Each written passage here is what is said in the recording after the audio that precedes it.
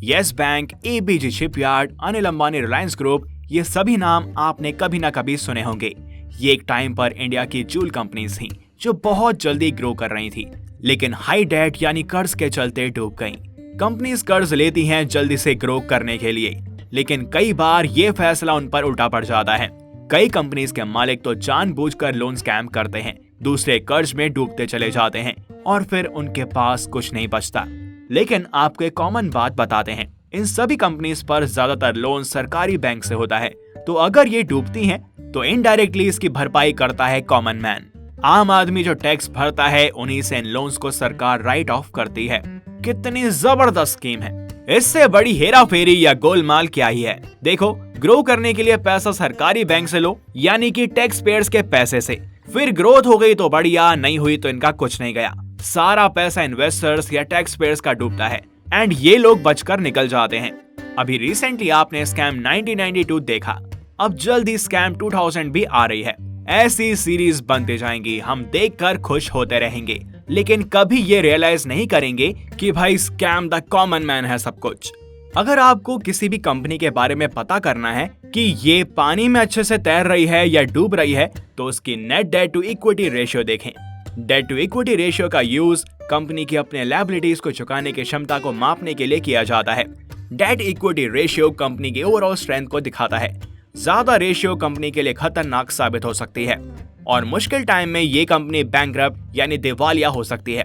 इसलिए जितना कम date to equity ratio उतना बेटर। तो अगली बार किसी कंपनी में इन्वेस्ट करने से पहले इस आंकड़े को जरूर देखें। सो आपको अवेयर करने के लिए हमने ये वीडियो बनाई है और इसमें लिस्ट किया है इंडिया की सबसे ज्यादा कर्ज में डूबी हुई कंपनीज को, क्योंकि आपके लिए ये बहुत इंपॉर्टेंट इंफॉर्मेशन है एज सिटीजन ऑफ इंडिया। कम से कम आपको ये तो पता होना चाहिए कि आपके टैक्स से पैसे से क्या क्या हो रहा है। लेकिन वीडियो में आगे बढ़ने से पहले अगर आप चैनल पर नए हैं तो इसको सब्सक्राइब कर लें और बेल आइकन को प्रेस करना ना भूलें। तो चलिए शुरू करते हैं। Number 1, Tata group. टाटा देश का सबसे बड़ा ग्रुप है। टाटा के पास इंडिया की और वर्ल्ड की बहुत सी बड़ी कंपनीज हैं, जैसे कि TCS, Tata steel, Tata chemicals, Tata Motors, Tata communications etcetera. मगर मार्च 2022 तक के आंकड़ों को देखें तो सबसे ज्यादा कर्ज टाटा ग्रुप पर है। कंपनी करीब 2.89 लाख करोड़ रुपए के कर्ज तले दबी हुई है। मगर ज्यादा कर्ज का मतलब ये नहीं है कि कंपनी किसी मुसीबत में है, क्योंकि हर बिजनेस में कर्ज का एक बहुत बड़ा रोल होता है। क्योंकि टाटा ग्रुप के पास इतने सारे एसेट्स हैं तो ये डेट कभी भी चुका सकते हैं। तो अगर देखा जाए तो टाटा ग्रुप की बहुत सी कंपनीज बहुत अच्छी पोजीशन में हैं। Number 2, Adani group. भारत के सबसे अमीर शख्स गौतम अडानी तेजी से अपनी कंपनी अडानी ग्रुप को बड़ा बना रहे हैं। हालांकि इसके लिए उन्हें भारी कर्ज का सहारा भी लेना पड़ रहा है।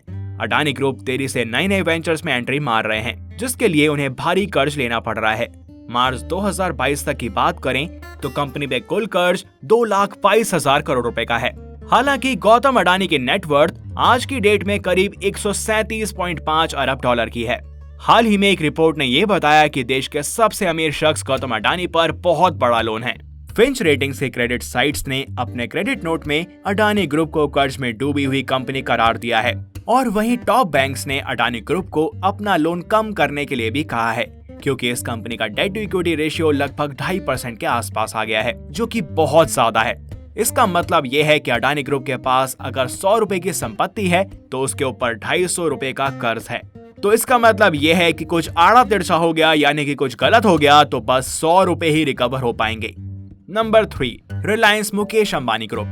देश के दूसरे सबसे अमीर शख्स मुकेश अंबानी भी कर्ज में दबे हैं। उनकी कंपनी रिलायंस इंडस्ट्रीज पर करीब 2,66,000 करोड़ रुपए का कर्ज है। अडानी की तरह ही अंबानी भी तमाम तरह के बिजनेस में तेजी से घुस रहे हैं और अपना दबदबा बढ़ाने की हर कोशिश कर रहे हैं, चाहे वो टेलीकॉम हो, रिटेल हो या ग्रीन एनर्जी। आज की तारीख में मुकेश अंबानी की नेटवर्थ करीब 95.7 अरब डॉलर है। लेकिन सबसे अच्छी बात यह है कि रिलायंस ग्रुप की डेट टू इक्विटी रेशियो 0.37% है और कंपनी नेट डेट फ्री है, यानी जब वो चाहे तब वो कर्ज उतार सकते हैं। बट क्योंकि कर्जा बड़े बिजनेस का एक अहम पार्ट है, इसलिए कंपनी इसे यूज कर रही है। तो एक तरीके से आप ये कह सकते हैं कि मुकेश अंबानी का रिलायंस ग्रुप चाहे धीरे धीरे ही बढ़ रहा है, लेकिन सही तरीके से और कम सरदर्दी से बढ़ रहा है और इससे इन्वेस्टर्स, बैंकर्स, गवर्नमेंट और सभी लोग खुशी रहते हैं। Number 4, Aditya Birla group. कुमार मंगलम बिरला की कंपनी आदित्य बिरला ग्रुप पर अभी करीब 2,29,000 करोड़ का कर्ज है। कंपनी ने करीब 1,40,000 लोगों को नौकरी दी हुई है। ऐसे में जब कभी बात कर्ज की आती है तो थोड़ी चिंता तो होती ही है। हालांकि 36 देशों में फैली ये कंपनी तेजी से कमाई कर रही है और आगे बढ़ती जा रही है। आदित्य बिरला ग्रुप की सबसे पॉपुलर और स्ट्रॉन्ग कंपनीज हैं Hindalco, Grasim, Birla carbon, Aditya Birla fashion and retail और आदित्य बिरला कैपिटल। इस कंपनी की सबसे ज्यादा दुखती रग है वोडाफोन आइडिया। इस कंपनी की लगभग सारी प्रॉब्लम वोडाफोन आइडिया ही है, जो कि भयंकर कर्जे में है और किसी भी दिन सिमट सकती है। Number 5, Mahindra group. आनंद महिंद्रा की कंपनी महिंद्रा ग्रुप ने भी बिजनेस के लिए भारी लोन लिया हुआ है। इस टाइम पर कंपनी पर करीब 75,000 करोड़ रुपए का कर्ज है। हालांकि ये कर्ज अडानी अंबानी के कर्ज से काफी कम है। आज के टाइम में इनकी नेटवर्थ करीब 2.1 अरब डॉलर है। महिंद्रा ग्रुप की फ्लैगशिप कंपनीज हैं Tech Mahindra, Mahindra and Mahindra motors, agriculture और डिफेंस इक्विपमेंट मैन्युफैक्चरिंग। और ओवरऑल इस ग्रुप की डेट टू इक्विटी रेशियो 1.5% से कम है, जो कि फाइनेंशियल वर्ल्ड में मैनेजेबल मानी जाती है। इसका मतलब कंपनी सही ग्रोथ कर रही है। तो ये थे इंडिया के सबसे ज्यादा कर्ज में डूबे हुए ग्रुप्स। इन सभी पर बहुत ज्यादा कर्ज है, लेकिन सभी सही से ग्रो भी कर रहे हैं। अदानी ग्रुप के अलावा सभी के पास मैनेजेबल डेट है। तो हम तो उम्मीद यही करेंगे कि ये सभी कंपनीज अच्छे से ग्रो हों और इंडिया का नाम वर्ल्ड में और फैले और साथ ही भारतीय नौजवान को नौकरी भी मिले। तो क्या आप जानते थे कि इंडिया के इन टॉप कंपनीज पर इतना ज्यादा कर्ज है? हमें जरूर बताएं इन द कमेंट सेक्शन।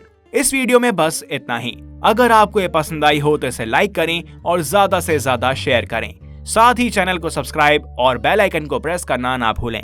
मिलते हैं आपसे नेक्स्ट वीडियो में और भी इंफॉर्मेटिव कंटेंट के साथ।